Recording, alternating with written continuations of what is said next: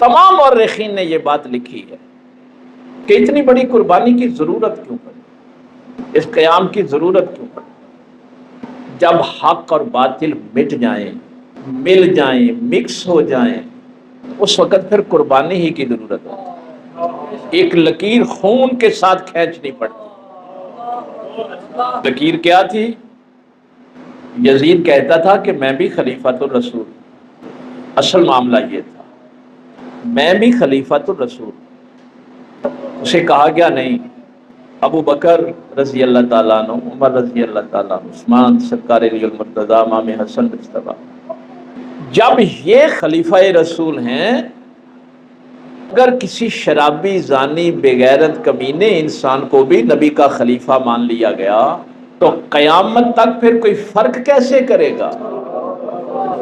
हक और बातिल में कोई फर्क कैसे करेगा?